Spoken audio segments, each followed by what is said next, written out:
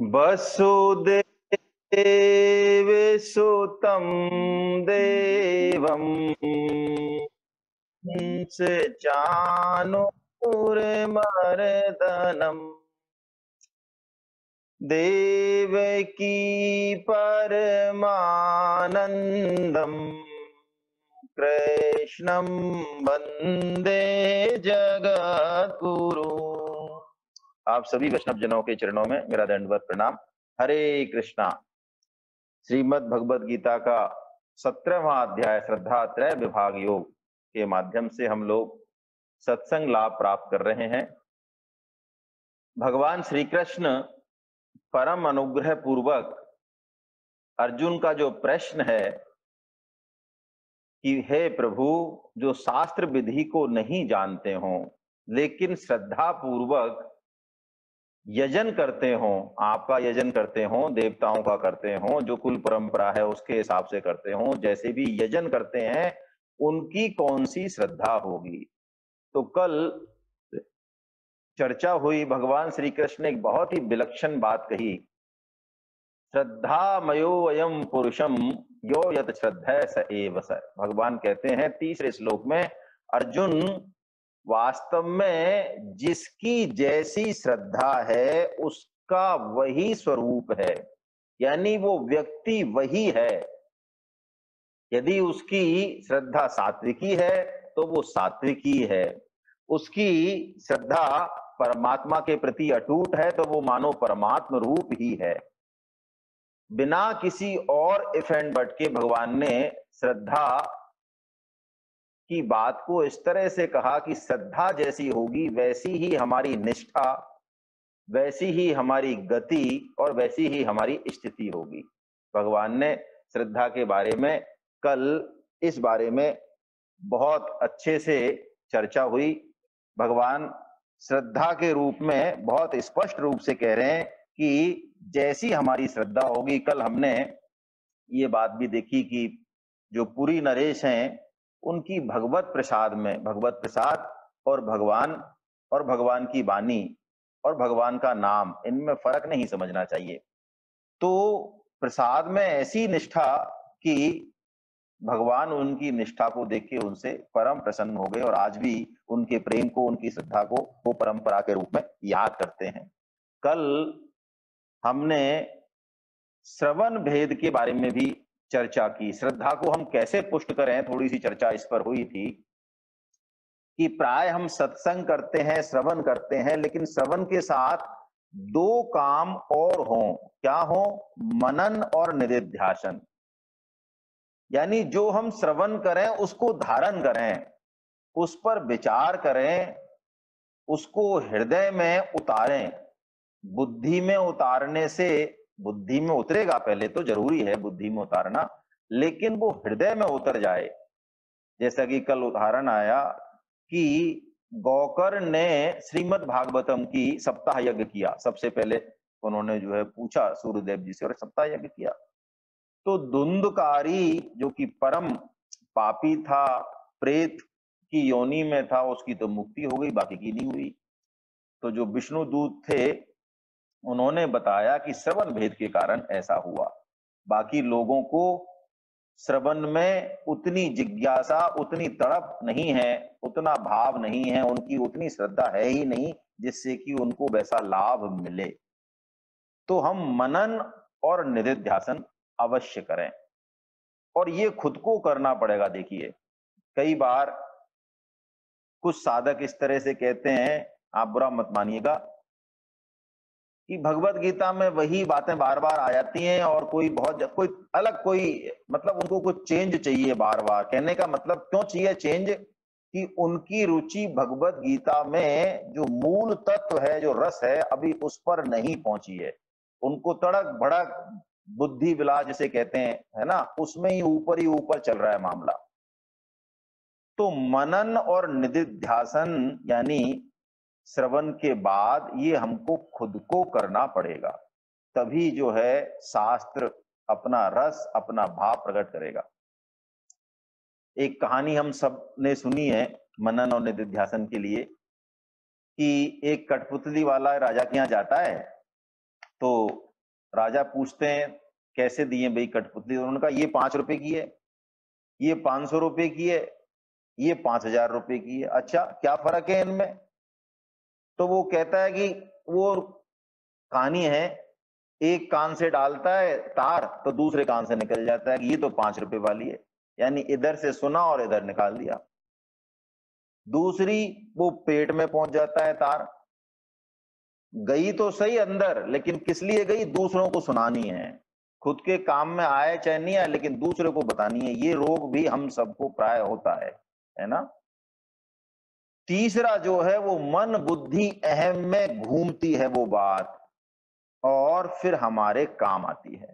तो भगवान कहते हैं हम अपनी सत्वन रूपा सर्वस्व श्रद्धा भवती भारता, अर्जुन सत्व यानी अंतःकरण के अनुसार सबकी श्रद्धा होती है। तो हम अपने अंतःकरण को चेक करें और उस श्रद्धा भाव को बढ़ाएं। अब भगवान आगे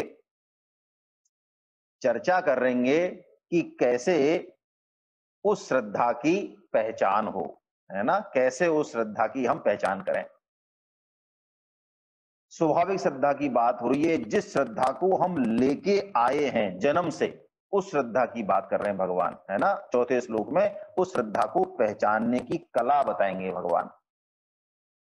देखिए आजकल श्रद्धा को पहचानना बहुत मुश्किल हो गया है। क्यों हो गया? एक तो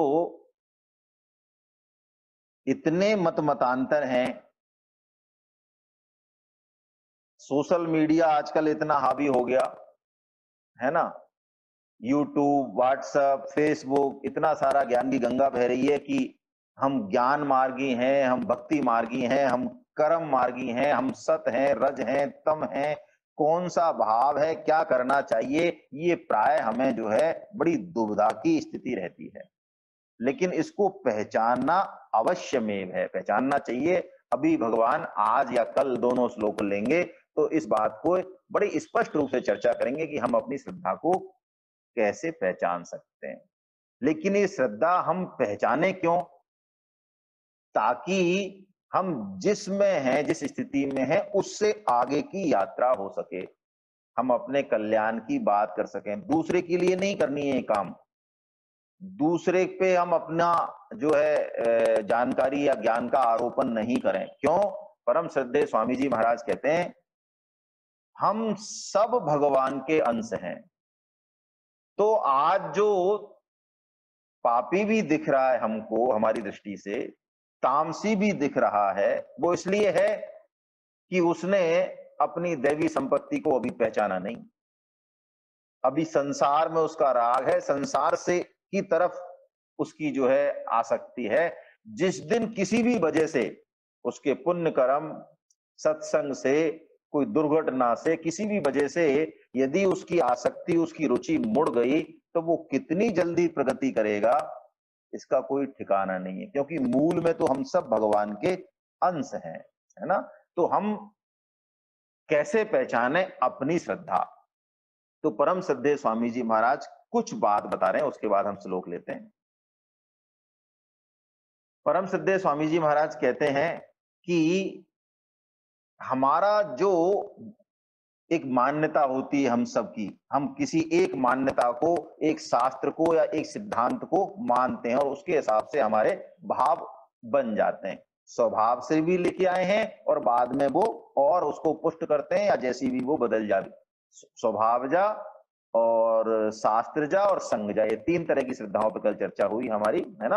आती तो स्वभाव जा है, फिर संग से भी वो बदल सकती है या पुष्ट हो सकती है, या शास्त्र पढ़ने से, सत्संग से भी वो पुष्ट हो सकती है या बदल सकती है। तो हमारा विचार क्या है, मान्यता क्या है, इससे भी पता चल सकता है। हमारी पूजन पद्धति क्या है, किस तरह का पूजन हम पसंद करते हैं, किस देव का पूजन हम पसंद करते हैं, इससे भी जो है पता चल जाता है। हमारे जो शुभ कर्म है, यज्ञ, तप, दान, व्रत वगैरह, उनसे भी हमें पता लग जाता है कि हमारी श्रद्धा कौन सी है। पूजन की पद्धति से भगवान अभी बताएंगे, चौथे श्लोक में वर्णन करेंगे। और एक जो सबसे ठोस तरीका है, जो और कोई तरीका पकड़ में आए चाहे नहीं आए, वो है हम कैसा भोजन पसंद करते हैं। तो आइए अब भगवान श्रद्धा की इतनी महिमा गा के और अब बता रहे हैं कि हम कैसे श्रद्धा को पहचाने। आइए चौथे श्लोक का हम पहले वाचन करते हैं। यजन्ते सात्विका देवान् यक्ष रक्षांसि राजसा प्रेतान् भूतगणाश्चान्ये यजन्ते तामसा जना। भगवान श्री कृष्ण कह रहे हैं सात्विक पुरुष देवों का पूजन करते हैं, राजस पुरुष यक्ष और राक्षसों का पूजन करते हैं, और तामस पुरुष प्रेत और भूत गणों का पूजन करते हैं। देखिए देवता, जो देवता का अर्थ है वो तो है ही, देव नाम प्रकाश का भी है, ज्ञान का भी है ना। हमारे यहां बहुत वैज्ञानिक तरीके से जीव के कल्याण की बात की गई। सनातन धर्म इस मामले में बहुत विलक्षण है, उसका कोई सानी नहीं है। इसलिए नहीं कि हम सनातन धर्म में हैं, कोई भी यदि साक्षी भाव से बिना मताग्रह के देखे तो सनातन भाव का, सनातन धर्म का कोई सानी नहीं।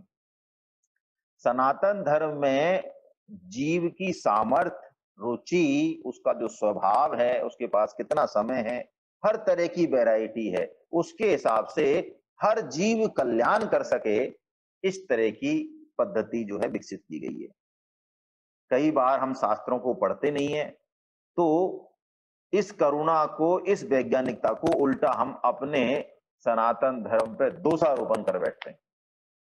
प्राय ऐसा हम कह बैठते हैं, अरे औरों के यहाँ तो एक ही भगवान है और हमारे यहाँ पता नहीं क्या कंफ्यूजन पैदा कर रखा है। कोई कंफ्यूजन नहीं है ना, एक ही है, लेकिन इतनी वैज्ञानिकता है कि वो एक ही अनेक में बताया हुआ है, हम चुन लें अपने हिसाब से, है ना। तो 5 ईश्वर कोटि के देवता बताए। स्वामी जी कहते हैं हमारे शास्त्रों में 5, ये पंचायतन पूजा है, बड़ी देखिए बहुत ही इसका विलक्षण महत्व है। हम चुन तो लें कोई सा भी, भगवान विष्णु, भगवान शिव, गणेश जी, भगवान सूर्य और देवी भगवती देवी है, जिसकी भी जो इच्छा हो वो चुन ले, और चुनने के बाद आपस में कोई द्वंद नहीं है। जैसे भगवान विष्णु को चुना तो कहते हैं भगवान शंकर जो है वो अहंकार के देवता हैं, तो भगवान विष्णु का अहंकार भगवान शंकर हो गए। दुर्गा माता शक्ति का प्रतीक है, उनकी वो शक्ति हो गए, बल हो गए। गणेश जी बुद्धि का प्रतीक है, उनके वो बुद्धि हो गए। कहने का मतलब हम जिसको अपना इष्ट माने वो हमारे लिए ईश्वर हो गया। ईश्वर कोटि के हैं ये पांचों, वो ईश्वर हो गया। बाकी 4 जो है वो देवता हो गए। जैसे कोई भगवान शंकर को माने, कोई देवी को माने, तो बाकी 4 देवता वो इष्ट हो गया। इसको पंचायतन कहा है ना। पंचायतन का मतलब है कि ये 5 उंगलियां हमारा हाथ है, लेकिन इनका मूल कौन है? वो परम ब्रह्म परमात्मा है। इनका मूल एक ही है, बड़ा स्पष्ट है ये। तो ये पंच से ऐसा नहीं माने कि अरे हमारे क्या मतलब है, तो बहुत इसमें वैज्ञानिकता से इसको बताया गया। तो भगवान कहते हैं यजन्ते सात्विका देवान, ये देवताओं की उस ज्ञान की, उस प्रकाश की पूजा करते हैं। भगवान 9.25 में भी पहले कह चुके, कल हमारी चर्चा हुई थी। देवानी देव यजा यान्ति पितृण यान्ति पितृवता भूतानी भूतेजा यान्ति मम याजन, है ना, मदभक्ता। जो मेरे को पूछते हैं वो मुझको प्राप्त होते हैं। 9.25 में भगवान ये संकेत रूप में पहले कह चुके हैं। तो कहने का मतलब जिनकी सात्विक श्रद्धा है ना, सात्विक श्रद्धा है, वो किसी का भी पूजन करें, लेकिन अविधि पूर्वक नहीं करते, वो विधि पूर्वक करते हैं। भगवान ने 9.23 में इस बात पर भी प्रकाश डाला था। कहने का मतलब हम इस बात को याद रखें कि चाहे हमने एक ईष्ट को सेलेक्ट किया है, करना ही पड़ेगा एक ईष्ट, लेकिन बाकी सब जो है और ये पूरा सिस्टम मिलके ये एक ही परमात्मा, एक ही सत्ता की तरफ इशारा कर रहा है। एक बहुत प्यारी कहानी है। मैं निवेदन करता हूं आपसे कि कैसे सात्विक जो भक्त होते हैं वो भगवान पे कैसी उनकी श्रद्धा और विश्वास होता है। श्री साक्षी गोपाल जी की जो पुरी के पास है वो जगह, तो मुझे याद नहीं आ रही है। सरोज मिश्रा साहब को धन्यवाद, उन्होंने हमें दिखाया था। वो बड़ी बड़ी मनमोहक मनमोहक जो है भगवान का विग्रह है साक्षी गोपाल जी का।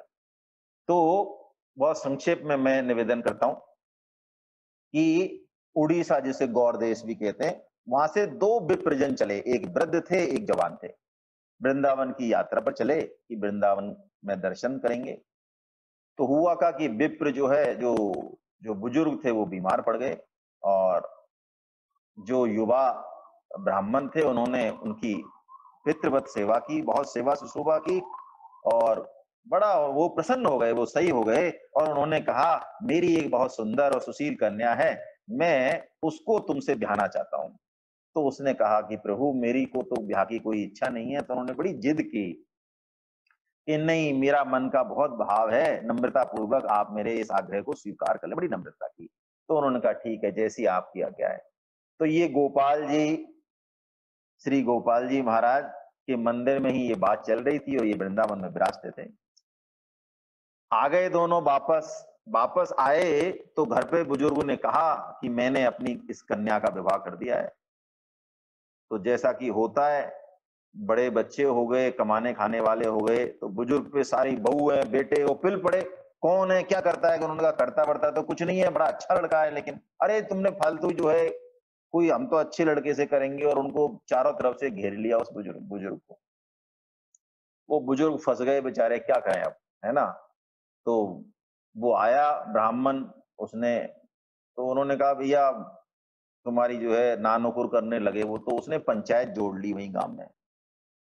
पंचायत जोड़ ली तो पंचों को भी इन्होंने प्रभावित कर लिया, बुजुर्ग के बच्चों ने, और उन्होंने कि नहीं, ये शादी नहीं होनी चाहिए भाई, है ना। तो पंचों ने उससे पूछा, पंच भी प्रभावित हो गए थोड़े, उस युवा ब्राह्मण से पूछा। उन्होंने कहा कि इन्होंने अपनी कन्या मेरे को ब्याहने के लिए इन्होंने प्रतिज्ञा की है, तो अब ये नहीं ब्याह रहे हैं, ना अनुकूल कर रहे हैं। तो पंचों ने कहा कि कोई वहां पे गवाह था क्या। तो उन्होंने कहा हाँ, गवाह था। भगवान जो है श्री गोपाल जी स्वयं वहां पे विराजमान थे, उनके सामने हमारी चर्चा हुई है। तो पंच हंसे, उन्होंने कही कि ऐसा है, फिर गवाह ले आओ, आप साक्षी दिला दो और तुम्हारा ब्याह हम कर देंगे। लिखा पढ़ी हो गई सारी। अब क्या करे, वो थका मांदा बेचारा चला। खूब लंबी यात्रा पुनः की उसने। भूखा प्यासा जो है गोपाल जी के मंदिर में जो है वो जाके पड़ गया, और उनसे बात करे, लेकिन गोपाल जी तो जो है नहीं सुने। तो मैं नाभाजी का छप्पे आपकी उसमें सेवा में प्रस्तुत कर रहा हूं। पहले छप्पे गा लेते हैं, फिर थोड़ा सा अर्थ कर लेंगे। आयो वृंदावन बनवासी, श्री गोपाल जू सो बोलो, चलो साखी देवो लई है ले बाए के। वो कह रहे हैं चलो मैं आपको लेने आया हूं, आप साक्षी दो। बीते कई ओ याम, बहुत देर हो गई उनको बैठे बैठे। आखिर में भगवान अपने भक्त पर रीझ गए हैं, क्योंकि भूखा प्यासा इतने श्रद्धा विश्वास से वो बैठा हुआ था कि ये इनके सामने सारी बात हुई है, ये तो कम से कम देंगे। तो बीते कई ओ याम, तब बोले श्याम सुंदर जू, प्रत मन चले तो पे बोले जू, क्यों भाई के। श्याम सुंदर जी बोले, वो विग्रह बोला कि अरे प्रतिमा थोड़ी चलती है भैया। तो वो भक्त ऐंठ गया, उसने कहा जब चलती नहीं है तो फिर बोलती कैसे है, बोलती है तो चलेगी भी। अब ठाकुर जी फंस गए कि वास्तव में हाँ बोलती है तो फिर तो चल भी सकती है, बोल के फंस गए ठाकुर जी। तो ठाकुर जी ने नई चाल चली, ठाकुर जी तो कौत की हैं। उन्होंने कहा देखो भैया, गवाह के रूप में तुम ले जा रहे हो, भक्त पे बड़ा प्यार आ रहा है उनको भी 2-3 दिन से ये भूखा प्यासा। तो ठाकुर जी इस कौतुक के जरिए मानो भक्त को जो है आनंद कराना चाह रहे हैं। वो कह रहे हैं गवाह की खातिरदारी बड़ी अच्छी होती है, तो हम तो तुम हमको बढ़िया खिलाते हुए पिलाते हुए ले चलोगे, हमें कम से कम 2 शेर चाहिए, है ना। आधा तुम पाले ना, आधा हम पालेंगे, तब जाके हम चलेंगे, नहीं तो हम नहीं चल पाएंगे, है ना। और तो उन्होंने, उसके पास कुछ पैसे बच रहे थे। गांव का आदमी थोड़ा सा वैसे होते हैं, है ना, ज्यादा खर्चा नहीं करते हैं। तो उन्होंने कहा ठाकुर जी को ले चलना है तो खर्चा करने का तो बढ़िया, उन्होंने कहा ठीक है, व्यवस्था करेंगे। लागे जब संग युग शेर भोग धरो रंग, आधे आधे पावो चलो नुपुर बजाए के। उन्होंने कहा मैं नुपुर बजाते हुए चलूंगा, लेकिन तुम पीछे मत देखना। धुनी तेरे कान पर पाछे जनी दीठी करे, तेरे कान में धुनी आती रहेगी तुझे पता चलता रहेगा, लेकिन पाछे मत देखना। धुनी तेरे कान पर पाछे जनी रीठी करे, खड़ो रहो भाई ठोर कहीं में सुनाए के। देख लिया तो फिर मैं आगे नहीं जाऊंगा। यही हुआ, आप सबको कथा पता है। पुरी से कुछ कुछ दूरी पहले है इसके मन में आया, भक्त के मन में। वैसे तो कहते हैं कई कारण है अलग अलग, ऐसा भी कहते हैं मां बालू रेत हुई थी तो ठाकुर जी की रुनझुन की आवाज जो है उसको सुनाई देना बंद हो गई, और कोई कहते हैं कि उसके मन में आ गई, और क्या पता, भगवत इच्छा मान ले हम। ठाकुर जी वहीं की वहीं रह गए। अब वो जो है गांव गया दौड़ के कि चलो, वो आ गए महाराज साक्षी देने आ गए कि यहीं लाओगे, नहीं नहीं वो वहीं रुक गए, वो अब ज्यादा आगे नहीं आएंगे, वो ऐसी हमारी बात हुई है। तो सारे गांव वाले दौड़े, और ऐसी ऐसी श्याम सुंदर की ऐसी मनोहर विग्रह देख के और सब लट्टू हो गए। पंचायत जुड़ी, है ना। पहले ही वो तय पार्टी तो कर ही लाया था भक्त की, मैंने सब लिखा पढ़ी कर ली, आपको तो बोलना है बस जो मैं कहूँ वहां पे। तो कहते हैं भगवान श्री गोपाल जी ने वहां पे साक्षी दी, और भगवान की मनोहर मूर्ति देख के ये सारा मानो सब लोग मोहित हो गए। सभी कहने लगे भैया हम ब्याहेंगे, हमारी कन्या ब्याह ला के हम ब्याहेंगे, हम ब्याहेंगे। तो उन्होंने सबने ये कहा, पंचों ने, भैया जिसके लिए ये आए ठाकुर जी उसी की कन्या ब्याहेंगे, तुम्हारी कन्या नहीं ब्याहेंगे। तो कहते हैं तब से जो है वो साक्षी गोपाल जी की मंदिर के रूप में वहां पे हमने भी दर्शन किए, बड़ी मनोहर मूर्ति है ना, साक्षी गोपाल जी की जय। तो ये सात्विक श्रद्धा बढ़ाने के लिए ऐसे भक्तों का, ऐसे शास्त्रों का, ऐसे तीर्थों का दर्शन मनन श्रवण स्मरण जो है हम करते रहें, और अपनी श्रद्धा में कभी भी दोष दृष्टि नहीं लाएं, है ना। जैसे कि तुलसीदास जी कहते हैं कि चातक जो होता है वो कभी भी अपने प्रेमी में दोष दृष्टि नहीं देखता। तो श्रद्धावान सात्विकी श्रद्धा वो कभी भी भगवान में किसी भी प्रतिकूल से प्रतिकूल परिस्थिति में भी दोष दृष्टि नहीं देखती। ये सात्विकी श्रद्धा की पराकाष्ठा है। हम भी अपने जीवन को देखें तो प्राय जीवन में दुख आते, प्रतिकूल परिस्थिति आते ही, और हम जो है भगवान पे दोषारोपण प्राय कर बैठते हैं। चढ़त न चातक चित्त कहूं प्रिय पयोध के दोष, तुलसी प्रेम पयोध की ताते नापन जोक। हरि भक्तन सोने है पले तो पालिए, और राम भजन में देह गले तो गालिए। इससे जो है सात्विक श्रद्धा बढ़ेगी। तो भगवान कह रहे हैं यजंते सात्विका देवान, जो ज्ञान रूप प्रकाश रूप जो ये 5 ईश्वर कोटि के देवताओं की जो पूजन करते हैं शास्त्र विधि से, वो सात्विकी श्रद्धा वाले हैं। और यक्ष रक्षांसी भारता, है ना, यक्ष रक्षांसी राजसा, और यक्षों की और राक्षसों की पूजा करने वाले राजसी श्रद्धा वाले हैं, भगवान कह रहे हैं। परम श्रद्धेय स्वामी जी महाराज कहते हैं यक्ष ये कुबेर के वो हैं, कुबेर के परिवार के हैं। जैसे कुबेर धनपति है ना, तो यक्ष भी इनके पास ये पैसा धन देने वाले हैं। तो 2 गुण होते हैं इनमें राजसी वृत्ति वालों में। कौन कौन से? या तो इनमें धन की मुख्यता होगी, है ना, क्योंकि इनकी बुद्धि बहुत तेज होती है, अत्यंत सक्रिय होते हैं। राजसी बुद्धि जो है, जो कि प्रायम सब में होती है, ये बुद्धि संसार के कामों में बहुत तीव्र होती है, भगवान के काम में ही बस पिछाड़ी रहती है ये, है ना।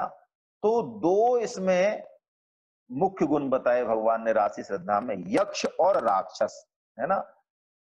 धन से, पावर लिकरिंग मैन जैसे बोलते हैं, तो धन से विशेष प्रीति हो, धन से विशेष राग हो, है ना।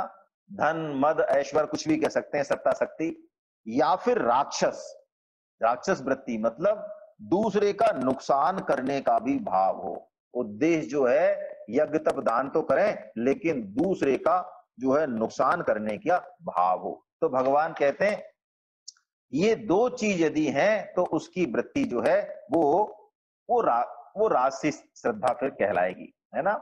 और क्या बात कह रहे हैं भगवान, प्रेतान भूत गणाश्चान्ये यजन्ते तामसा जना। भगवान कह रहे हैं प्रेतों की और भूतों की जो पूजा करें, ये तो अग्राह्य है ना। स्वामी जी कहते हैं प्रेतान, प्रेत जो है जो मर जाते हैं उनको प्रेत बोलते हैं, पितर भी प्रेत हैं, है ना, पितर योनि जो है। तो स्वामी जी ने एक बात यहां समझाई है कि हमारे जो पितर हैं वो दूसरों के लिए भूत हैं और दूसरों के पितर हमारे लिए भूत हैं। ये योनियां होती हैं भाई, है ना। कोई ऐसा नहीं माने, जिस चीज को हम नहीं देख पाते, जिस चीज के बारे में हम नहीं जो है अनुभव कर पाते, वो चीज दुनिया में नहीं है, ऐसा हम नहीं माने, है ना। तो प्रेत एक योनि है और भूत भी योनि है, भूत योनि में उनको भूत। तो भगवान कह रहे हैं कि सकाम भाव से प्रेत और भूतों का या दूसरों को नुकसान पहुंचाने के भाव से प्रेतों और भूतों का पूजन करना ये तामसी श्रद्धा है। अपने पितरों को श्राद्ध तर्पण करना शास्त्र विधि से ये बिल्कुल आवश्यक है ना। देवताओं का पूजन करना, जैसे गणेश जी की हम पूजा करें और हम किसी हमारे कुल देवता की पूजा करें, नवग्रह जो है नवग्रह की पूजा करें, षोडश मात्र शक्ति की और पूजा करें, गाय कुत्ते को रोटी दें, ये सब जरूरी है ना।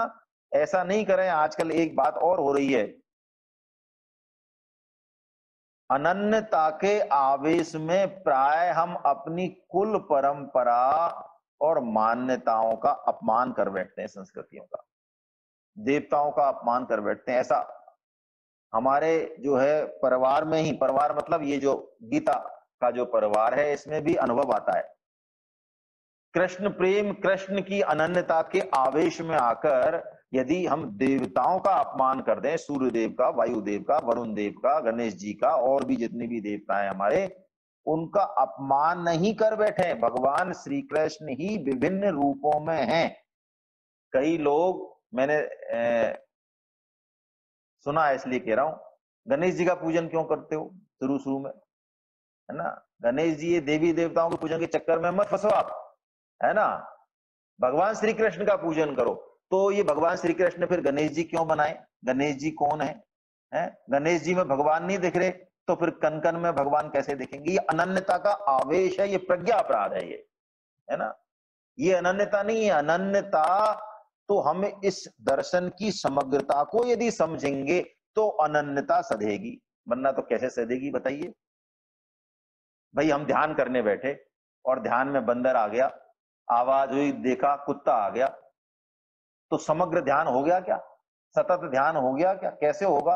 बंदर में और कुत्ते में भी जब तक हमें भगवत दर्शन नहीं होंगे तब तक वो अनन्यता कैसे सधेगी?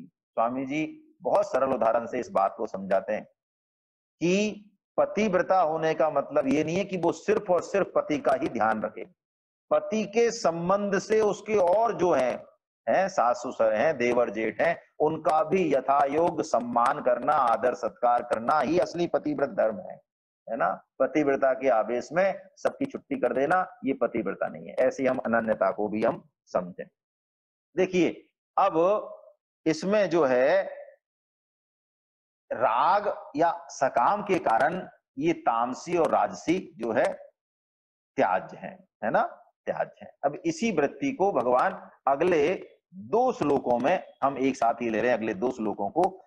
अब आसुरी प्रवृत्ति का, ये तो सामान्य श्रद्धा हो गई, अब आसुरी वृत्ति का भगवान मानो जितना भी भगवान ने आसुरी संपत्ति का वर्णन किया 16वें अध्याय में, इन 2 श्लोकों में सार रूप में पुनः कह रहे हैं, है ना। उनकी श्रद्धा के बारे में भी वर्णन कर रहे हैं भगवान, जिससे कि थोड़ा सा तुलनात्मक बात हो जाए, है ना।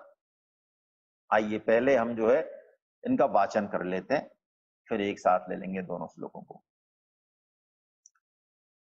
अशास्त्र विहितम घोरम तप्यन्ते ये तपोजना दंभाहंकार संयुक्ता काम राग बलान्विता अशास्त्र विहितम घोरम तप्यन्ते ये तपोजना। तप्यन्ते कहा, देखिए यजन्ते नहीं कहा यहां। यानी हमेशा ये अशास्त्र विहितम, शास्त्र के विरुद्ध ही चलेंगे, मनमाना ही करेंगे ये तो, है ना। और एक बहुत बड़ा फर्क है यहाँ पे। अर्जुन ने प्रश्न पूछा था प्रभु जो शास्त्र विधि को नहीं जानते। देखिए ये बहुत बेसिक फर्क है यहाँ पे, इसको हम समझ लें। आसुरी वृत्ति में और तामसी और राजसी वृत्ति में क्या फर्क है, उसको परम श्रद्धेय स्वामी जी महाराज समझा रहे हैं।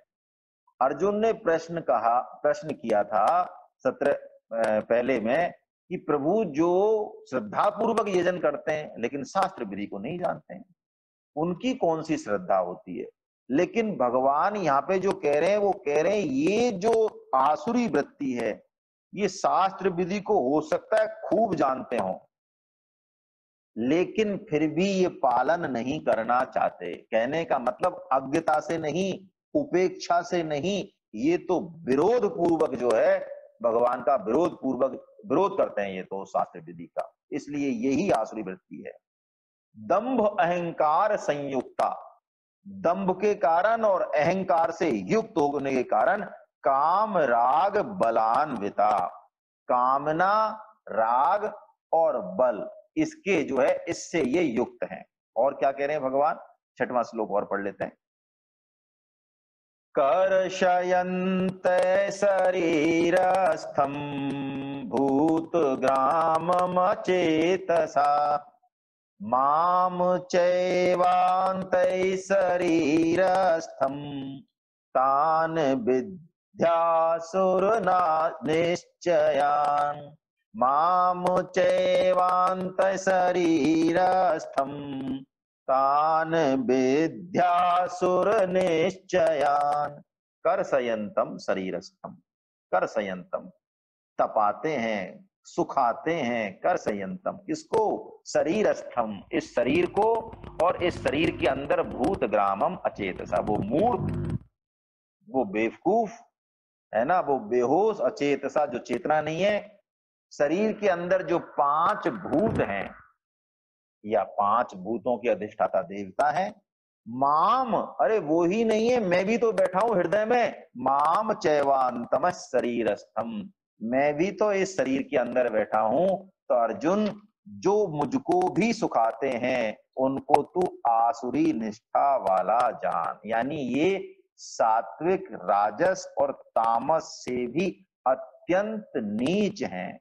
क्यों, ये उपेक्षा या अज्ञता पूर्वक शास्त्र विधि को त्याग नहीं कर रहे हैं कि नहीं जानते हो इसलिए त्याग हो रहा है, ये तो मानते ही नहीं है। ईश्वर से इनका विरोध है। विरोध क्यों है, दंभ अहंकार संयुक्ता है, ये जो है पाखंडी है, अहंकारी है, राग है इनके भीतर, इसलिए ये अशास्त्र विहितम घोरम तप्यन्ते कहा भगवान ने।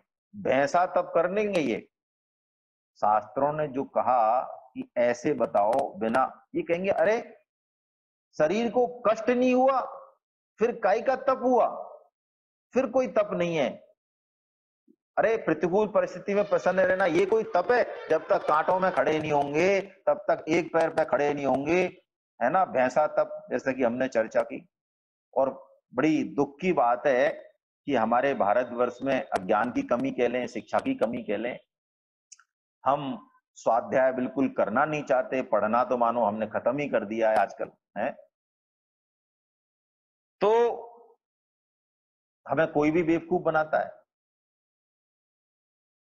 ये महाराज जी खड़े श्री बाबा हैं, ये खड़े श्री कैसे हैं, कौन है साहब, ये 11 साल से खड़े। अरे बहुत जोरदार बात है।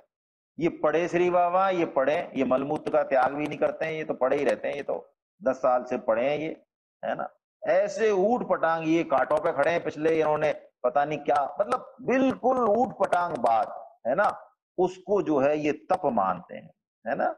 और जो वास्तव में तप है उसको ये तप नहीं मानते।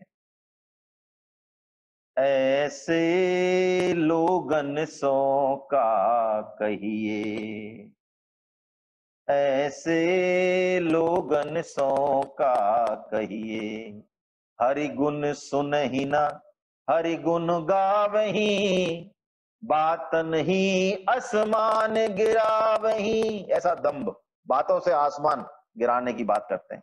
और आप न देहि चुल्लू भर पानी, और तिहि निंदहि जो गंगा आनी। अरे कोई गंगा ले आया उसके लिए अरे तो वो तो भागीरथ जी ले आए, तो उसमें भागीरथ जी कौन सी बात है, वो तो आनी थी गंगा भागीरथ जी को। वैसे भागीरथ जी दूसरे के बड़े से बड़े काम को भी इनके दिमाग में कोई वैल्यू नहीं, और खुद का थोड़ा सा भी कोई हो उसका दंभ अहंकार संयुक्ता और काम राग बलान्विता, है ना। ऐसा जो है इनका काम राग बलान्विता, ये काम भोग का वाचक है, राग हमारी आसक्ति का वाचक है, और बल हठी दुराग्रही दूसरे का नाश करने का वाचक है। तो सारी समस्या जो है ये हमारी सकाम वृत्ति के कारण है। ये कह रहे हैं कि बिना कर्षयंतम, भगवान कह रहे हैं बिना शरीर को कष्ट दिए सुखाए बिना, ये मान ही नहीं सकते कि कोई तप हो सकता है। जबकि सात्विक तप तो बहुत आराम से होता है, बहुत सहज तरीके से होता है। उसके लिए शास्त्र में, गुरु में श्रद्धा होनी चाहिए। मैं एक उदाहरण, बहुत प्यारा उदाहरण है, केशव कश्मीरी जी की चर्चा हमने शायद 1.5-2 महीने पहले की थी। केशव कश्मीरी जी, उन्होंने भगवान के प्रेममयी लीलाओं का वर्णन करने के बजाय, उस समय का समय ऐसा था कि धर्म और संस्कृति पर यवनों का जो है आक्रमण था, तो यवनों से टक्कर ली उन्होंने। बहुत प्रेमी भक्त हैं। उनके शिष्य हैं श्री भट्ट देवाचार्य जी, जिन्होंने युगल शतक लिखा, श्यामा श्याम की जो है कीली लीलाओं का वर्णन किया। इन श्री भट्ट देवाचार्य जी के शिष्य हैं श्री हरिव्यास देव जी, उनके बारे में चर्चा कर रहे हैं हम। देखिए कैसा तप है, हम देखें इस बात को। हरिव्यास देव जी, ये 3 व्यास जो वृंदावन के प्रमुख हैं उनमें से एक हैं, है ना, हरिव्यास देव जी। इन्होंने जो लिखा है वो सर्वोच्च ग्रंथ मानते हैं वृंदावन में, है। जितने भी शुद्ध भक्त हैं, छिपे हुए भक्त हैं, महान भक्त हैं, वो हरिव्यास देव जी ने जो लिखा है ना, उसका नाम है महावाणी। उसी का पठन पाठन चलता है वृंदावन में। ये बहुत गुप्त, मतलब भगवान की प्रेममयी लीला है। तो देखिए ये कैसे पहुंचे, कौन सा तप किया है इन्होंने जो ये महावाणी ऐसा सर्वोच्च ग्रंथ लिख दिया। कहते हैं हरिव्यास देव जी जब अपने गुरुदेव के पास गए, श्री भट्ट देवाचार्य जी के पास, तो भट्ट देवाचार्य जी ने उनको कहा, क्योंकि वो प्रिया प्रियतम के उस रस में, उस अनन्य रस में डूबे रहते थे, तो उन्होंने भट्ट देव उनको कहा, हरिव्यास देव जी को, बच्चा कुछ दिख रहा है तुझे हमारी गोद में? तो उन्होंने सहज भाव से देखा, उन्होंने कहा गुरुदेव मुझे तो कुछ नहीं दिख रहा है। अच्छा जाओ 12 साल गिरिराज जी की परिक्रमा करना, है ना, संयम से रहना और भगवान नाम जप करना, राम राम राम राम राम राम राम राम राम राम राम राम राम राम। कैसे, कैसी श्रद्धा होगी 12 साल। ये तो नहीं अरे गुरुजी हमें गीता पढ़ाओ रामायण पढ़ाओ, ये क्या 12 साल के लिए आपने भेज दिया। 12 साल जैसा गुरुदेव ने कहा वैसा उन्होंने किया, और फिर आए, हरिव्यास कुछ दिख रहा है मेरे गोद में? उन्होंने कहा महाराज मेरे को तो अभी जो है नहीं दिख रहा है। फिर भेजा 12 साल बाल के लिए, फिर आए, फिर भेजा, 36 साल हो गए उनको गिरिराज जी की परिक्रमा करते हुए, भगवान नाम जप करते हुए। कोई शास्त्र की उन्होंने फ्रंट पेज नहीं देखा। आप आश्चर्य करेंगे। 36 साल बाद जब वो आए तो फिर वही प्रश्न पूछा, हरिव्यास जी कुछ दिख रहा है मेरी गोद में? उन्होंने कहा प्रभु धन्य हो गया मैं, साक्षात प्रिया प्रीतम की जोड़ी आप में विराजमान है और मुझे साक्षात दर्शन हो रहे हैं। ओ हो, अति मधुर, बहुत कैसी जोड़ी है।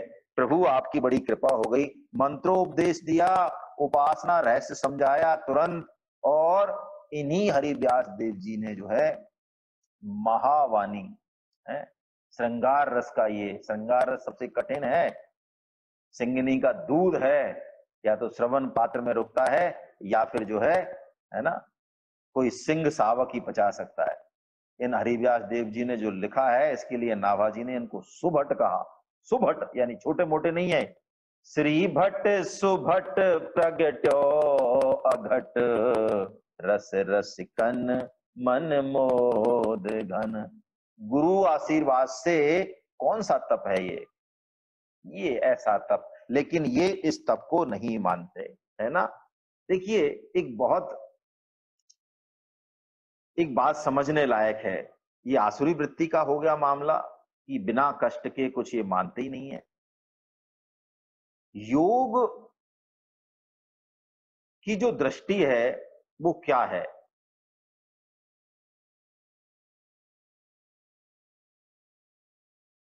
संसार जो है द्वंद है, संसार दुई का जोड़ा है, सुख दुख का, मान अपमान का, है जड़ का चेतन का।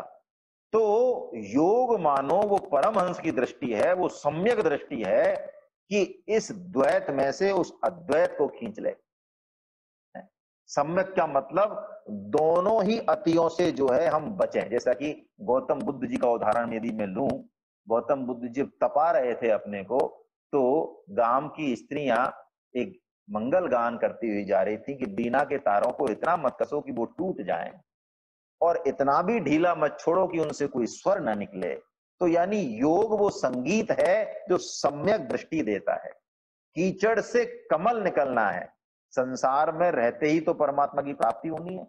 ये शरीर मलमूत्र का भांड हो जाए, लेकिन इसी से तो परमात्मा की प्राप्ति होनी है। कीचड़ और कमल, देखिए गीता में वासुदेव सर्वम जो 7.19 में कहा, उसको स्वामी जी कहते हैं गीता की सर्वोच्च बात कहते हैं, गीता की, स्वामी जी महाराज। और उस समग्र दृष्टि पे पहुंचना गुरु कृपा से ही संभव है, शास्त्र कृपा से, भगवत कृपा से। वो कहते हैं कीचड़ से यदि हे दृष्टि कर ली तो कमल कैसे प्राप्त करोगे? ये कीचड़ मलमूत्र का भाड़ है, इसको तपा दिया, सुखा दिया, या इससे घृणा कर ली, या इससे राग कर लिया, कुछ भी कर लिया, दोनों अतियों में से कुछ भी चुन लिया है, गलाना, कष्ट देना, तो फिर इसमें से जो कमल है, जो आत्मा है, वो कैसे प्राप्त होगी? तो हम इस संसार जो कि भगवान का ही स्वरूप है और जड़ और चेतन का पारस्परिक जो संबंध है, जो अन्योन आश्रय है, योग उस दृष्टि का नाम है। योग जो है अपने, जैसे दूध दूध पी लेता है ना, कौन सा वो तो होता है, तो बस योग यही है। उसको फिर जब दूध निकाल के फिर तत्व जब समझ में आता है तो सब जगह फिर उसको भगवत दर्शन होते हैं। फिर ये आसुरी वृत्ति जो कि काम पे टिकी है, इसको वो छोड़ देता है। और बड़ी जोरदार बात है, स्वामी जी भी इस बात की घोषणा करते हैं, जब तक संसार के पीछे हम भागते हैं, संसार आगे आगे भागता है। चाहे धन की बात हो, चाहे मान की बात हो, और मान चाहना अपने आप में इस बात का स्पष्ट प्रमाण है। स्वामी जी कहते हैं यदि हमें लगता है कि हमारा सम्मान, तो स्पष्ट प्रमाण है कि हम सम्मान के लायक नहीं है। यदि लायक होते तो ये बात हमारे दिल में ही नहीं आती। ऐसे ही स्वामी जी कहते हैं उल्टा सिस्टम है। काम, यदि किसी वस्तु की कामना है, चाहना है, तो वो वस्तु आगे आगे चलेगी, और हमने दिल से निकाल दी कामना, वो वस्तु पीछे पीछे चलेगी। है? भागती फिरती थी दुनिया जब तलब करते थे हम, है? भागती फिरती थी दुनिया जब तलब करते थे हम, अब छोड़ दी तलब हमने तो बेकरार आने को है। साधन में भी इसी रहस्य को काम में लेना चाहिए। परमात्म प्राप्ति भी जो है, इसकी भी कामना साधक ऊंची स्थिति में छोड़ देता है परम प्रभु पे। अब हम जो हमारा जो हो रहा है, जो आपने बताया वो कर रहे हैं, अब मिलना है नहीं मिलना है, कब मिलना है वो आप जानो, हमारा कोई लेना देना नहीं है ना। फिर काम भाव बिल्कुल निकल जाता है, और ऐसा निकलने से फिर जो मिलता है वो बहुत कुछ मिलता है। मैं केवट जी का उदाहरण लूंगा। केवट को वो मिला जो अच्छे अच्छे ऋषि महर्षियों को नहीं मिला। सिर्फ उनका निष्काम भाव, भगवान के प्रति उनकी जो है श्रद्धा, उनकी सरलता। केवट उतराई नहीं लेते हैं। देखिए आप क्यों नहीं लेते हैं? वो कहते हैं महाराज आपकी और हमारी जाति एक ही है, हम छोटे मोटे केवट हैं। आप थोड़े से बड़े हो, मैं गंगा तट का माझी हूं, तुम भवसागर के केवट हो, मैंने तुमको है पार किया, तुम मुझको पार लगा देना। तो प्रभु जाति भाइयों से स्टाफ हो, आप आपसे नहीं लेंगे हम जो है। और दूसरी बात केवट कहते हैं कि इससे पहले मैंने आपके पाद प्रक्षालन किए, चरण कमल जो है धोने का आपने मुझे मौका दिया, चरण, तो इससे पहले आपके चरण कमल किसने प्रक्षालन किए? तो भगवान राम जवाब देते हैं, इससे पहले तो हमारे जब जब ब्याह हुआ, शादी हुई, तो जनक जी ने किए। तो जनक जी ने प्रक्षालन किए तो माता सीता को जो है आपको दिया, तो मैं प्रक्षालन करके माता सीता की जो अंगूठी है उसको ही ले लूं उल्टा? ऐसे नहीं प्रभु, मेरे को आप भरमाओ मत, है ना। किसी कवि ने बड़ा अच्छा लिखा है, आप सुनिए, निष्काम भक्त कैसा होता है। इश्क एक तरफा में यो मसरूर हो जाऊंगा मैं, शाम तुम होंगे समा तो काफूर हो जाऊंगा मैं। शाम मैं तुमसे मांगू भी तो देना न कुछ, वरना फिर प्रेमी नहीं मजदूर हो जाऊंगा मैं अगर चाहूं तो चाहूं, तुमने मुझको चाहना, तुमने मुझको चाहा तो मगरूर हो जाऊंगा मैं अगर देखूं तो देखूं, मगर तुमने मुझे देखना, तुमने मुझे देखा तो मशहूर हो जाऊंगा मैं अगर तड़पूं तो द्रग से बिंदु न टपकाना, तुम, द्रग यानी आंख, मैं अगर तड़पूं तो द्रग से बिंदु न टपकाना, तुम, नहीं तो आंखों से आपकी दूर हो जाऊंगा मैं। तो यही बात भगवान यहां कह रहे हैं कि अर्जुन, ये उपेक्षा नहीं, ये तो विरोध पूर्वक जो है और शास्त्र विधि का उल्लंघन करते हैं, इनके दिल में श्रद्धा नहीं है। और जब तक श्रद्धा नहीं है, तुलसीदास जी महाराज तो बहुत स्पष्ट कहते हैं, बिन विश्वास भगति नहीं, तेहि बिनु द्रवहीन राम, और राम कृपा बिन सपने हूं, जीव न लहे विश्राम। ये आसुरी वृत्ति वाले कितना ही ईश्वर का खंडन करें, इनके, क्योंकि है तो ये ईश्वर के अंश। और नास्तिक को आप सुनोगे तो ऐसा लगेगा जैसे वो खुद को समझा रहा हो कि ईश्वर नहीं है, ईश्वर नहीं है। अच्छा, ईश्वर नहीं है तो इतनी बड़ी बड़ी किताब लिखने की, इतने वर्षों तक ईश्वर का खंडन करने की क्या जरूरत है? कभी आपने 2-4-10 घंटे दिए कि गधे के सिर पे सींग नहीं होते ऐसा खंडन करने में? इसका मतलब आपका खंडन वस्तुतः मंडन ही है? ऐसे ही एक नास्तिक जो है वो ईश्वर का खंडन करते रहते थे, है ना, लेकिन लास्ट में जब वो मरने लगे तो अब हाथ पैरों में कुछ रहा नहीं, तो बड़े डरे, तो बुलाया किसी को उन्होंने, पंडित जी को, तो उन्होंने कहा, देखो भैया, तुमने तो कभी भगवान की उपासना पूजा नहीं की, लेकिन नहीं है भगवान तुम ये मानते हो ना, तो ऐसा मान लो कि हैं तो उनसे प्रार्थना कर लो, क्या जाएगा, होंगे तो वो एक्सेप्ट कर लेंगे और नहीं होंगे तो कोई दिक्कत नहीं है, तुम्हारे कोई फर्क नहीं। इतनी सी बात से ही हे परमात्मा जो उन्होंने प्रार्थना की तो जो है उनके दिल को शांति मिल गई। तो भगवान ने यहाँ पे आसुरी वृत्ति वालों का पूरा वर्णन किया कि आसुरी वृत्ति वाले शास्त्र विधि का पालन नहीं करते और तप का उनका मतलब ही कुछ अलग होता है, घोर तप करते हैं, वो उग्र तप करते हैं। अब भगवान कोई यजन ना करे, कोई तप ना करे, तो जो है उसकी श्रद्धा की पहचान कैसे हो, इसकी चर्चा कर रहे हैं। बहुत अंतिम और सरल भाव सरल तरीका भगवान बता रहे हैं।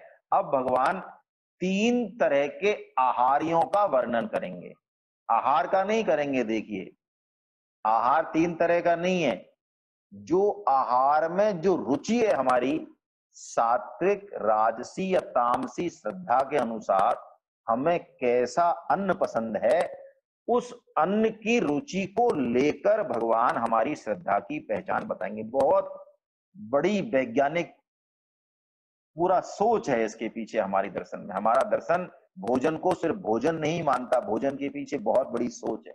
भोजन से, अन्न से ब्रह्म की प्राप्ति बताता है हमारा दर्शन। आइए हम जो है 7वां श्लोक अब लेते हैं। भगवान क्या कह रहे हैं, वाचन करें पहले।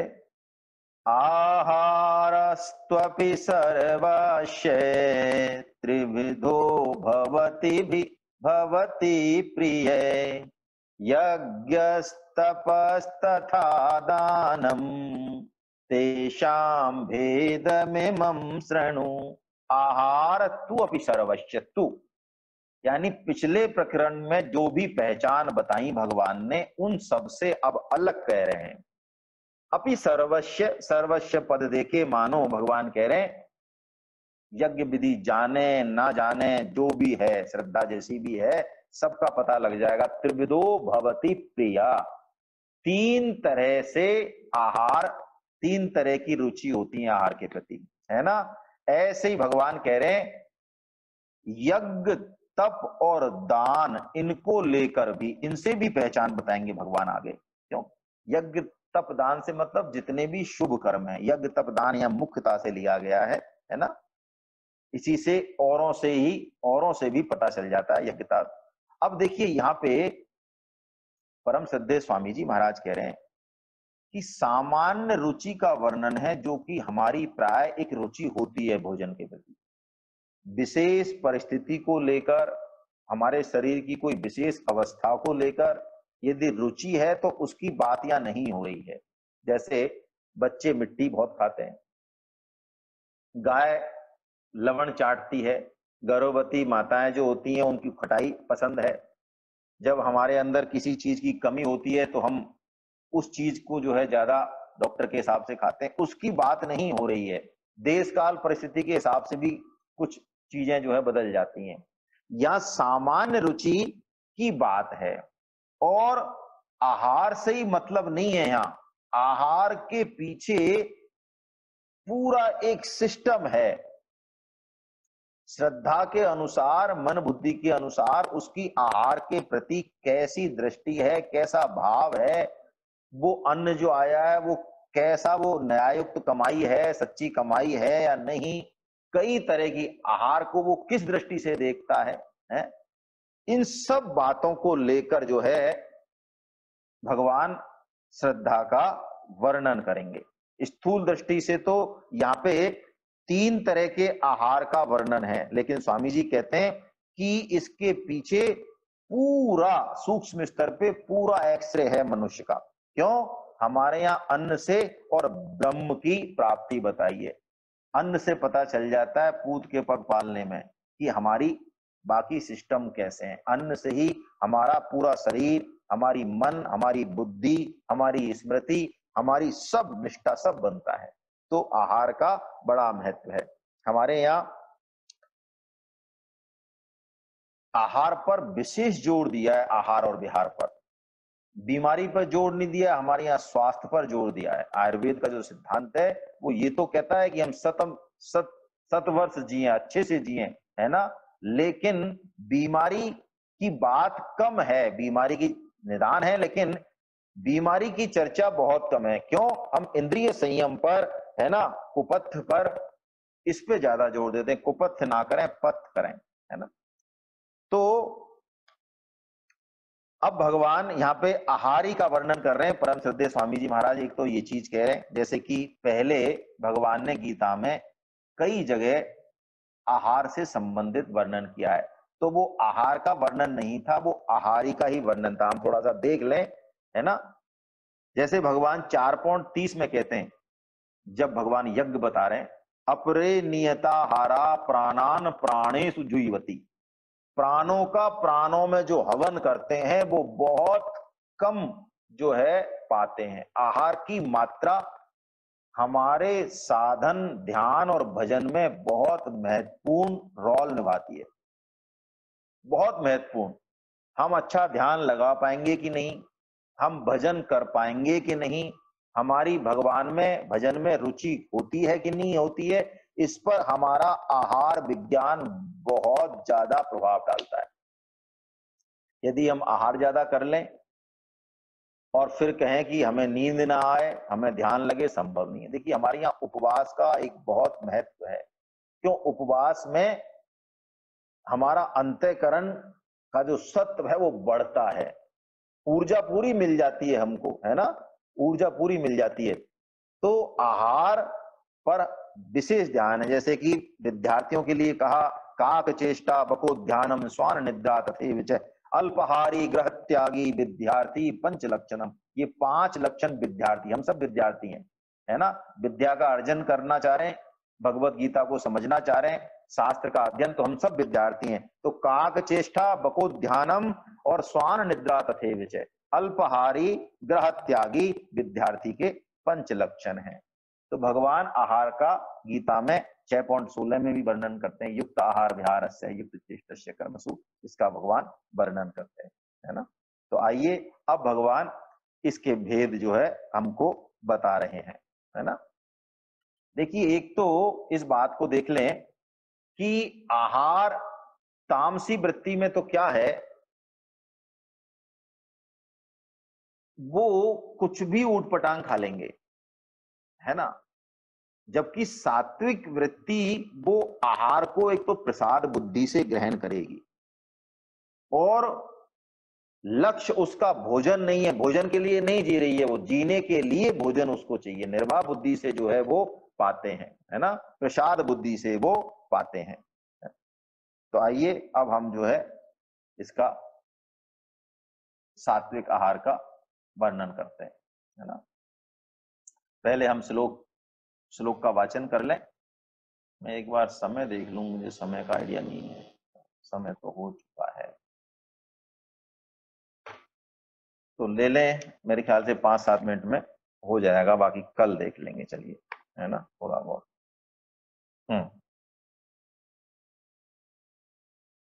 आयु सत्व बल आरोग्य सुख प्रीति विवर्धना रस्या स्निग्धा स्थिरा हृदया आहारा सात्विक प्रिया।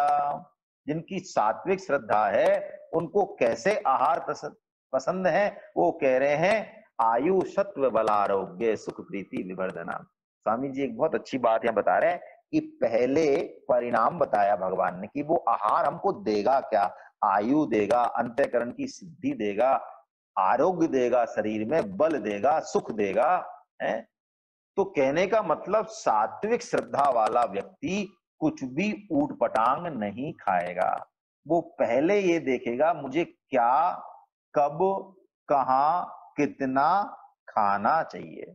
और जैसे कि अभी चर्चा हुई स्थिरा, ये सात्विक कैसे चीजों को प्रिय करते हैं सात्विक श्रद्धा वाले, जिसमें बहुत समय तक सार शक्ति रहे, रस्या रसयुक्त, है ना, फल दूध खांड, जैसे स्वामी जी बताते हैं, स्निग्धा घी मक्खन काजू बादाम, हृदय को शक्ति देने वाले, ऐसे प्रिय होते हैं आहार। अब एक बात हम देख लें, यहाँ जो आहारों का वर्णन है ये संकेत मात्र से है, किसी एक विशेष आहार को लेके हम उलझे नहीं, है ना। क्यों? आहार एक स्थूल है, इसके पीछे सूक्ष्म और कारण वो बहुत बड़ा एक अपने आप में रोल निभाता है ना। किस तरह से हम किस भाव से किस उद्देश्य से कितनी मात्रा में कब खा रहे हैं। भिक्षुक जो है उनको बासी भोजन भी मिलता है ना भगवान की भिक्षा में, उसको भी वो भगवान को भोग लगा देते हैं, अल्प मात्र में ग्रहण करते हैं, तो शास्त्र उसको सात्विक भोजन ही मानता है। और सात्विक भोजन को भी हम जो है ऊटपटांग तरीके से खा लें, है ना, और अपने शरीर का और सबका नुकसान करें, तो वो सात्विक भोजन भी तामसी हो जाता है। तो पहले तो हम भोजन में जैसा कि गीता का भाव है उसकी चर्चा करें। सात्विक श्रद्धा कैसे पनपेगी?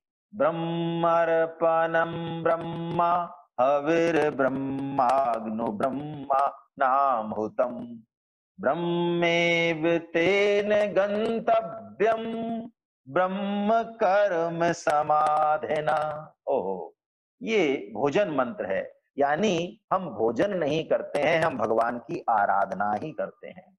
हमारे यहाँ शास्त्रों में भोजन करने से पहले भोजन मंत्र की प्रावधान है और यज्ञ शिष्ट पाने का प्रावधान है। यज्ञ शिष्टा अमृत भुजो यान्ति ब्रह्म सनातना। यज्ञ के बाद जिसको जो देना है, सृष्टि के जीव जंतुओं को, अतिथियों को, देवताओं को, जिसको जो देना है, उन सबका देने के बाद जो बचे वो प्रसाद है। वो सात्विक श्रद्धा वाले जो है ग्रहण करते हैं, पाते हैं, खाते नहीं है, है ना। एक खाना शब्द अच्छा नहीं है शास्त्रों के हिसाब से। महाप्रसाद गोविंदे नामनी ब्राह्मण वैष्णवे स्वल्प पुण्यवताम राजन विश्वासो नैव जायते।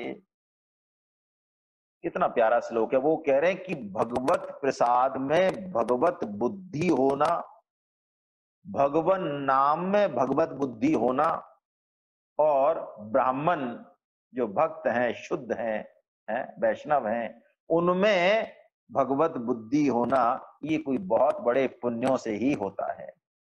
प्रसादम जगदीशस्य अन्नपानादिकं च यत् ब्रह्मवत निर्विकारम यथा विष्णुस्तथैव तत्। एक बहुत प्यारी बात है। भगवान ने 7.14 जब बोला तो ये कहा कि मेरी माया को जीतने का कोई उपाय नहीं है सिवाय मेरी शरण में आने के। लेकिन शास्त्र एक उपाय यहां बताते हैं, यदि हम भगवत बुद्धि से भगवत प्रसाद का ही सेवन करें हमेशा, पूरी जिंदगी ऐसा व्रत ले लें, तो भगवत प्रसाद के सेवन से भी ये बुद्धि माया के प्रभाव से मुक्त हो जाती है, निर्मल हो जाती है। ये श्रीमद् भागवतम का कथन है, ये है ना। श्रीमद् भागवतम का श्लोक है जो अभी बोला था, ये 11वें स्कंद के 6वें अध्याय का 46वां श्लोक। यानी हरि प्रसाद जो है वो भक्ति को बढ़ाने वाला है, बहुत बढ़ाने वाला है। ये सात्विक आहार का मतलब प्रसाद बुद्धि है। नामा जी प्रसाद निष्ठा का वर्णन करने वाले कुछ भक्तों का वर्णन कर रहे हैं।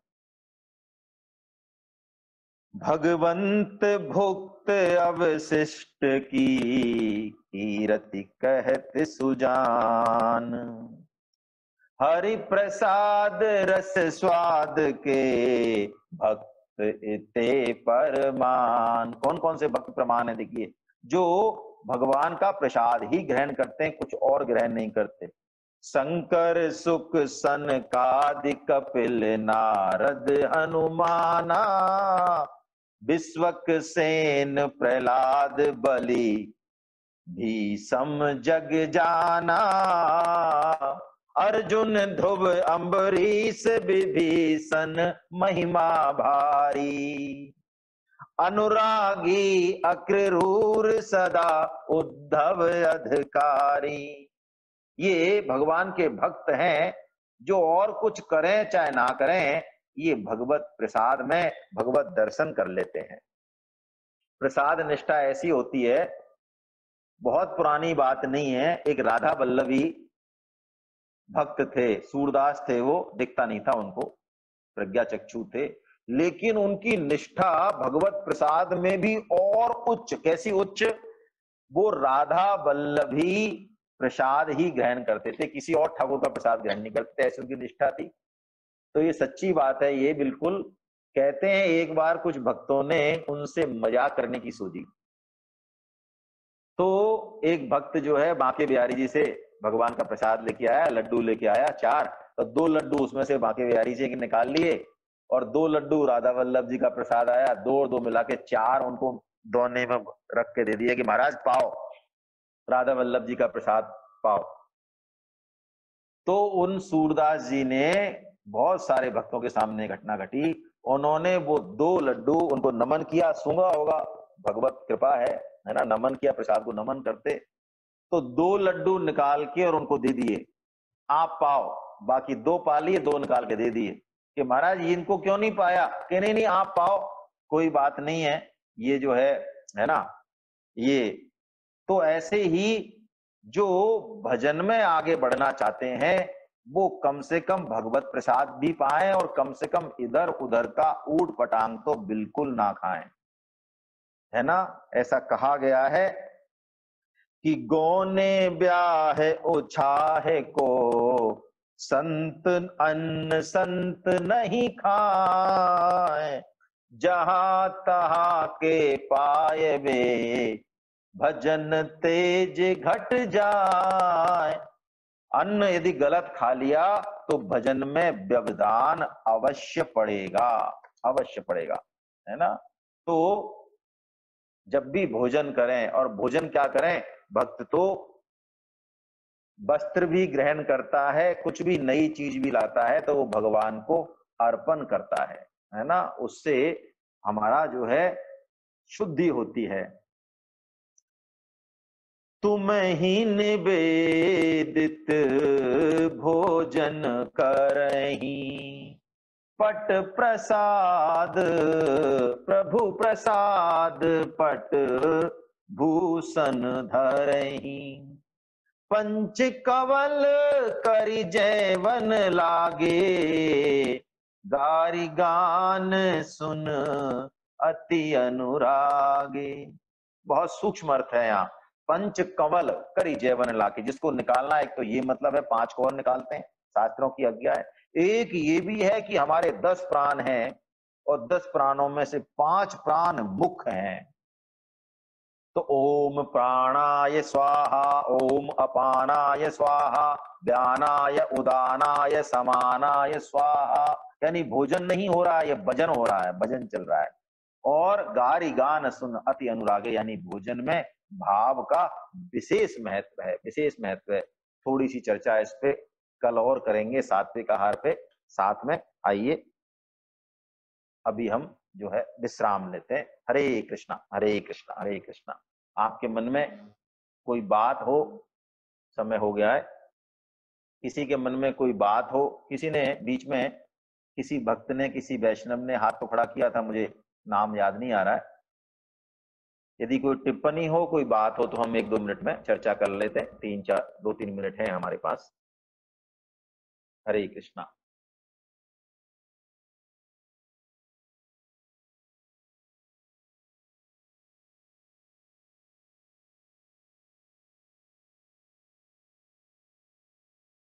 मुझे बिल्कुल प्रश्न नहीं आते हैं, तो ऐसा मन में आता है फिर कहीं कि कोई तारतम्य जोड़ भी रहा है कि नहीं जोड़ रहा है, कहीं ज्यादा ही मैं,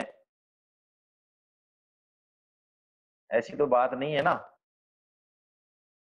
कहीं बहुत ज्यादा जो है इधर उधर का मामला चल रहा हो तो लोग सोचेंगे कि गीता के श्लोकों में पता नहीं क्या क्या चल रहा है। चलिए कोई बात नहीं, आप कह दिया करो भाई, कहने से मुझे दिशा मिलती है ना। मैं बिल्कुल हृदय से कह रहा हूं आपसे, कोई भी बात आप कहेंगे तो मुझे ऐसे कुछ पता चलता नहीं है ना। जोशी साहब कृपा कर रहे हैं, मैं उनको अनम्यूट कर रहा हूं। जी सर। हरे कृष्णा सर, ये आवाज आ रही सर? 1 मिनट ये लगा, हाँ 1 सेकेंड, अब आप बोलें सर जी। हरे कृष्णा सर, जी सर। ये कृष्णा सर, हरे केवल कृष्णा। केवल पुरी के प्रसाद को ही महाप्रसाद क्यों कहा जाता है साहब? बाकी और नाथद्वारा में भी प्रसाद होता है, बहुत से मंदिरों में प्रसाद होता है, वहां महाप्रसाद बोलते हैं साहब। हाँ उस नहीं, महाप्रसाद तो वैसे सभी हैं, लेकिन पुरी के जो प्रसाद हैं उसकी विशेष एक महत्ता है। कई वैष्णव इस तरह का नियम लेते हैं और इस नियम के पीछे एक भाव भी है, यदि हम ये 4 काम प्रतिदिन कर सकें तो ये पक्की बात है, ये शास्त्र की आज्ञा है, शास्त्र वचन है कि हमारा, हम कुछ भी ना करें और दुर्गति नहीं हो सकती। क्या है कि पुरी का प्रसाद जो है घर में रखते हैं, है ना। अब मैंने भी ये बात 3-4 साल पहले सुनी थी, जो है फिर चालू किया था, लेकिन अब वो छूट गया। तो एक एक दाना जो है पूरी प्रसाद अवश्य में, तो 24 घंटे का जो है इंश्योरेंस हो गया। एक जो है गंगा का, गंगा माता का, तो जरूर जो है आचमन करें, है ना, कैसे भी करें। और तुलसी, तुलसी है ना, तुलसी का भी सेवन करें, गंगा और तुलसी दोनों का। और एक बात मैं भूल रहा हूं sir, Hare Krishna, we sign injured and bleeding bird yesterday and brought the bird.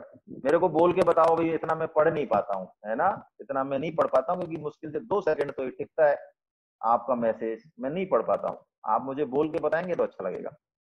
हाँ, तो सर जो बात कर रहे थे कि उन्हीं को महाप्रसाद क्यों कहा जाता है, महाप्रसाद तो सभी हैं, जितने भी ठाकुर हैं सब जगह जहां लगता है, लेकिन महाप्रसाद है। लेकिन पुरी के प्रसाद में कोई विशेष बात होगी, मुझे आइडिया नहीं है इसका। पुरी के भक्त सुन रहे हैं, यदि वो कुछ कहना चाहें तो बताएं। आरती जी बताएं साहब। आरती जी बताएं, आरती जी बताएं, सरोज मिश्रा साहब बताएं। चलो बंसल साहब कुछ कहना चाह रहे हैं, शायद ये कुछ बताएं। बंसल साहब को मैं अनम्यूट कर रहा हूं, है ना, बंसल साहब। हरे कृष्णा सर। हाँ सर। हरे हरे कृष्णा। कृष्णा सर। आवाज आई सर? हरे कृष्णा। हरे कृष्णा। आ रही है, बिल्कुल आ रही है। जी सर, जी सर। हरे तो कृष्णा। पूरी के प्रसाद की आपने याद दिलाई सर, निर्माल्य, निर्माल्य का सेवन। निर्माल, पुरी का जो निर्माल्य है, हाँ, बड़ा हाँ विलक्षण हाँ, है सर वो। निर्माल का सेवन, गंगा जल का सेवन, है ना, और तुलसी दल, और एक और है, ध्यान नहीं आ रहा है मुझे। अच्छा। 4 चीजें जो है कि वैष्णव व्रत लेते हैं, इस तरह का नियम लेते हैं, जैसे कि है ना, मलुक पीठाधीश्वर जी महाराज ही करते हैं। तो अब और पुरी प्रसाद की महिमा पूछ रहे हैं, तो पूरी प्रसाद की महिमा तो सर विलक्षण है सर, वो तो महाप्रसाद क्यों बोलते हैं उसको? विलक्षण है, एक बार आपने बताया महाप्रसाद है। सर, लोग याद नहीं आ हाँ रहा, आपने हाँ, बताया था एक बार महाप्रसाद क्यों बोलते हैं उसको। कि पढ़ा होगा, ध्यान नहीं आ रहा है। चलो बहुत चलिए, बढ़िया। अब जो है और सरोज सर, मिश्रा, सर सरोज मैं तो एक मिश्रा चीज साहब शेयर करना चाह रहा था आपसे। सरोज मिश्रा, हाँ, बंसल साहब 1 मिनट, सरोज मिश्रा साहब कहना चाह रहे हैं कुछ। बंसल साहब, सरोज मिश्रा साहब को मैं, हाँ हाँ सर, मिश्रा साहब। हरे कृष्णा। हरे कृष्णा। बहुत आपकी आज कृपा हो गई, दर्शन दिए आपने। नहीं नहीं सर, हरे कृष्णा। हाँ पुरी का प्रसाद एक्चुअली विमला माता को समर्पण, भगवान को समर्पण होने के बाद विमला माता जी को समर्पण होता है। हाँ विमला हाँ माता हाँ, दुर्गा देवी का विमला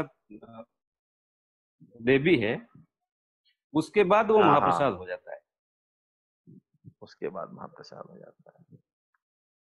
और जैसा प्रसाद बनाने का, अर्पण करने का जैसा सिस्टम, जैसी व्यवस्था पुरी में है, मेरे हाँ, हिसाब से वो अन्यत्र उस, कहीं भारत में है ही नहीं, है ना। क्योंकि जी सर, जी सर। हमारे जो जगन्नाथ जी हैं, श्री जगन्नाथ जी महाराज, वो जो है उनकी तो डेली, मतलब उनकी तो 8 वो बहुत बढ़िया अच्छा भोग आरोपते हैं। और हमें भी सरोज मिश्रा साहब ने जब वहां पुरी में बुलाया, तो जो महाप्रसाद खिलाया इन्होंने, मैं बारंबार इनको प्रणाम करूंगा, मैं भूलता नहीं हूँ उस स्वाद को। गई अद्भुत अद्भुत अद्भुत, मतलब जबरदस्त। जी सर, महाप्रसाद तो महाप्रसाद का हम लोग मानते हैं बहुत, महाप्रसाद को सब मानते हैं, हम हाँ भी बिल्कुल, महाप्रसाद भगवत स्वरूप, भगवत स्वरूप ही है महाप्रसाद। बहुत अच्छी बात, बहुत अच्छी बात, बड़ी कृपा। अमित जी को, और अमित जी कुछ कहना चाह रहे हैं, उनको मैं अनम्यूट कर रहा हूँ। जी अमित जी। हाँ, हरे कृष्ण साहब। हरे कृष्णा। मैं कहना चाह रहा था कि भगवत कृपा से मेरे को 3-4 बार पुरी जाने का मौका मिला है। तो हाँ हाँ, आप तो पूरी गए हो खूब। हाँ हाँ, तो मैं एक्चुअली मेरा ऑफिशियल विजिट रहता था उधर की तरफ काफी, तो मैं जाता था वहाँ पे। तो जो मेरे हाँ हाँ, वहीं पे एक भक्त थे, जो जिनके दादाजी वहीं पे जो एक मुक्ति मंडप है ना, वहाँ बैठते थे। अच्छा। तो एक मुक्ति मंडप है, कन्फेशन हॉल जैसे होता है क्रिश्चियंस में, वहाँ भी एक मुक्ति मंडप है, आपने सुना होगा। तो हम्म। वो मेरे को बताते थे कि जैसे अभी मिश्रा जी ने बताया था कि ये जो वहाँ पे महालक्ष्मी है ना, हाँ, पहले प्रसाद ही रहता है, जब उसका महालक्ष्मी को भोग लग जाता है तब उसको, उसके बाद उसको महाप्रसाद बोलते हैं। आपके साथ बोलते हैं, अन्नपूर्णा देवी, महालक्ष्मी देवी वहां स्वयं विराजमान है, बिल्कुल बिल्कुल। अब इसमें मेरा और एक, इसकी, हाँ, हाँ, नहीं, आप बोलिए बोलिए आप। नहीं नहीं, बिल्कुल आप बताओ। नहीं, मेरा तो खैर एक पर्सनल चीज थी, मैं कह रहा था मेरे पास में वो निर्माल्य था, लेकिन अभी कुछ समय से उसमें कुछ कीड़े लग गए, तो अब उसका निस्तारण कैसे करें, ये समझ में नहीं आ रहा मेरे को। उसका निस्तारण क्या है? उसका कुछ बना लें आप, एक बार में कीड़े हटा के साफ करके संभव हो धूप में सुखा के, और एक बार में ही उसको पालें। देखिए मिश्रा जी उधर से ही हैं, तो कुछ यदि उपाय बता सकते हैं और भी कुछ हो तो। हाँ, ऐसा कुछ है चलो क्या? मिश्रा जी कुछ बताना चाहें। मैं मिश्रा जी को मैं और एक बार अनम्यूट कर रहा हूँ। जी मिश्रा जी। जी नहीं, महालक्ष्मी का नहीं है, विमला माता को समर्पण के बाद ही महाप्रसाद होता है। अच्छा, हाँ बिमला माता को, ठीक है। ये विमला अमित माता। जी एक चीज और पूछ रहे हैं आपसे कि इनके पास जो निर्माल्य है ना, हाँ जी। उसमें कीड़े लग गए हैं, तो ये कैसे उसको, मतलब उसका क्या करें ये अब? धूप पे दोबारा भेज देते हैं, एड्रेस दे दीजिए, हम भेज देंगे। नहीं नहीं, पानी में डाल चलिए दीजिए उसको, चलिए चलिए। पानी में डाल के फिर हाँ धूप में पानी में डाल डालिए। दीजिए। बिल्कुल बिल्कुल, पानी में डाल के धूप में सुखा के काम में ले सकते हैं। अब महावीर बंसल साहब कुछ कहना चाह रहे हैं, उनको मैं अनम्यूट कर रहा हूँ। जी सर, बंसल साहब कुछ कहना चाह रहे थे। बंसल साहब अपने आप को अनम्यूट कर लें।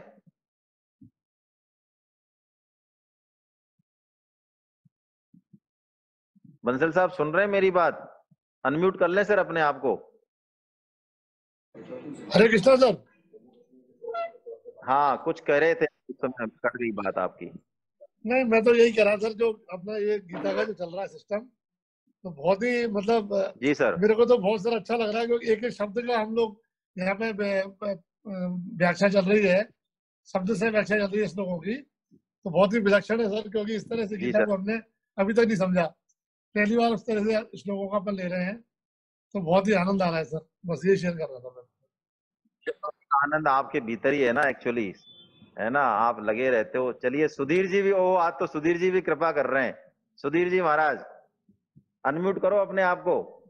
हरे कृष्णा सर। जी हरे हरे कृष्णा। जी महाराज हरे कृष्णा। आज तो बड़ी कृपा कर दी आपने। महाराज कृपा तो आपकी रोज हो रही है हम पे, तो हम तो कभी कभी करते हैं, हाँ हाँ, कंजूस है ना सर। अब अब आप बोलो।